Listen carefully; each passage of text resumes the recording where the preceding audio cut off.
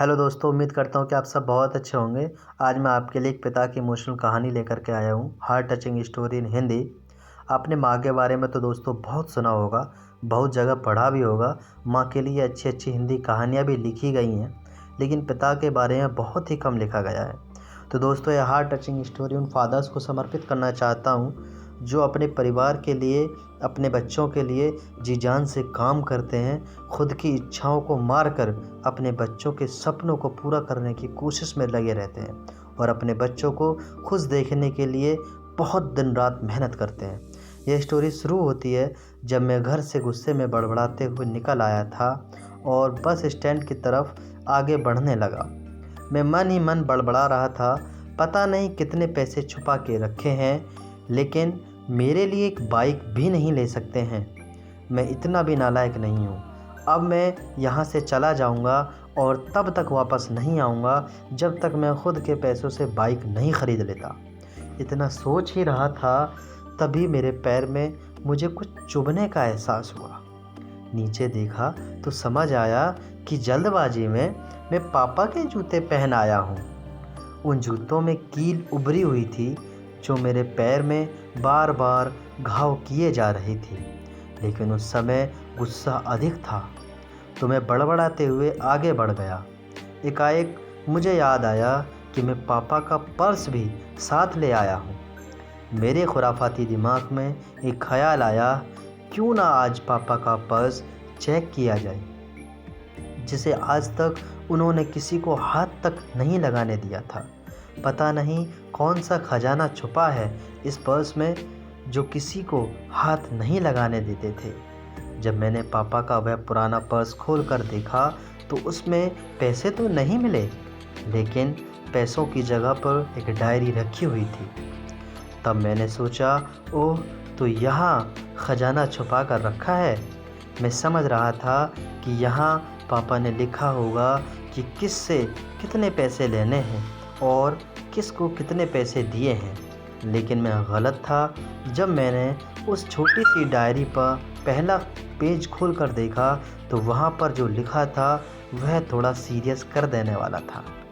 Diary में जो लिखा था उसे पढ़ने के बाद मेरे चेहरे पर जो एक्सप्रेशन थे वह गायब हो चुके थे, क्योंकि डायरी में वैसा कुछ था ही नहीं जो मैं सोच रहा था।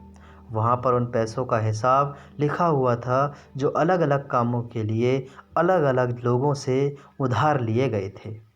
उस लिस्ट में कंप्यूटर के नाम पर भी पैसे लिए गए थे। कुछ यूँ लिखा था, 50,000 बेटे के कंप्यूटर के लिए। यह वही कंप्यूटर था जिसे मैं आज तक यूज़ कर रहा हूँ, लेकिन मुझे यह नहीं पता उस कंप्यूटर को ख़रीदने के लिए पैसे कहाँ से आए थे, लेकिन आज पता चल रहा था। मुझे आज भी याद है जब मैंने पहली बार कैमरे के लिए ज़िद की थी, जो मेरे पापा ने मुझे 2 हफ्ते बाद मेरे बर्थडे पर ला कर दिया था। उसे देखकर मैं बहुत खुश हुआ था, और मुझे खुश देखकर कहीं ज़्यादा अगर कोई खुश था तो वो थे मेरे पापा। अब मेरे चेहरे से गुस्सा एकदम गायब हो चुका था। जब मैंने आगे का पन्ना पलटा तो वहाँ पर कुछ विशेज़ लिखी हुई थी।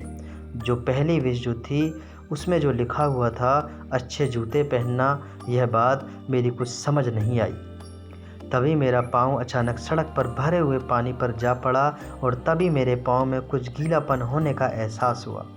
जब मैंने जूता उतार कर देखा तो उसका तला टूटा हुआ था। यह देखकर मुझे डायरी में लिखी बात याद आ गई। तभी मुझे माँ पापा की कई बातें भी याद आ रही थीं कि कैसे माँ जब कहा करती थी पापा से, अब तो जूते पुराने हो गए, नए ले लीजिए, तो पापा अक्सर यह कहकर टाल दिया करते थे, जूते अभी और चलेंगे, अभी कुछ दिन पहले तो लिए थे। मुझे आज समझ आ रहा था कि कितने दिन और चलेंगे। साथ ही साथ यह भी समझ आ रहा था कि पापा पर्स को क्यों छुपा कर रखते थे। तभी उस डायरी को पढ़ते हुए बस स्टैंड पर पड़ी बेंच पर आकर बैठ गया। अब उस डायरी का आखिरी पन्ना बचा हुआ था। उस पन्ने में जो मैंने पलट कर देखा तो वहाँ कल की डेट लिखी हुई थी। तारीख के नीचे लिखा हुआ था 50,000 रुपये बाइक के लिए। बस इतना पढ़ा और दिमाग सन रह गया। अब मेरे मन में कोई शिकवा गिला नहीं बचा था, बस मेरी आंखों से आंसू चले जा रहे थे। मुझे आज तक नहीं पता तब मैं क्यों रोए जा रहा था। अब मैं जल्दी से घर की तरफ भागा, लेकिन जूतों की वह कील पाँव में अब तक घाव बनाने में कामयाब हो चुकी थी। मैंने जूतों को रास्ते में ही निकाल कर फेंक दिया और भागते लड़खड़ाते हुए घर जा पहुंचा। लेकिन पापा घर पर नहीं थे। मैं समझ गया वह कहाँ गए थे। मैं सीधा पास वाली बाइक एजेंसी की तरफ भागा। पता नहीं आज कहाँ से इतनी ताकत आ गई थी मैं भागते हुए थक ही नहीं रहा था। और वहाँ भी बिना जूतों के नंगे पैर जैसे तैसे बाइक एजेंसी पर पहुँचा। पापा वहीं थे। मैंने पापा को दौड़कर गले लगा लिया और मेरी आंखों से आंसू रुकने का नाम ही नहीं ले रहे थे। पापा को समझ नहीं पा रहे थे आखिर हो क्या रहा है, मैं क्यों रो रहा हूँ। मैंने पापा से कहा, पापा मुझे मोटरसाइकिल नहीं चाहिए, आप अपने लिए जूते ले लीजिए। अब आज से मैं जो भी करूँगा अपनी मेहनत से अपने बलबूते पर पढ़ लिख कर करूँगा। दोस्तों बस इतनी सी थी ये कहानी, ये हार्ट टचिंग स्टोरी लिखते हुए आज मेरी भी आंखें नम हो गईं। मैं आज आपसे कहना चाहूँगा, ठीक ऐसे ही होते हैं हमारे पिता। हम अक्सर देखते हैं हम अपनी माँ से हर बात शेयर करते हैं और माँ भी इसके बदले में हमें बहुत प्यार देती है। लेकिन एक शख्स ऐसा भी होता है जो हमें छुपकर प्यार करता है, वह होते हैं हमारे पिता। यह परिवार में एकमात्र ऐसा व्यक्ति होता है जो अपने बच्चों से उन्हें बिना बताए छिपकर प्यार करता है, खुद की इच्छाओं को मारकर बच्चों के लिए सपने देखता है और उनकी खुशी में खुश ही रह जाता है। मुझे नहीं पता कि आप अपने पेरेंट्स की इज़्ज़त करते हो या नहीं, लेकिन अगर आपके पास पेरेंट्स हैं तो आप बहुत खुशनसीब हो, क्योंकि इस दुनिया में बहुत से लोग तो ऐसे हैं जो पेरेंट्स का प्यार ही नसीब नहीं होता। अंत में मैं यही कहना चाहूँगा कि माँ बाप की भावनाओं का सम्मान करें और उनको प्यार दें। दोस्तों अगर वीडियो अच्छी लगी तो हमारे चैनल को सब्सक्राइब करना मत भूलिएगा। थैंक यू सो मच, धन्यवाद।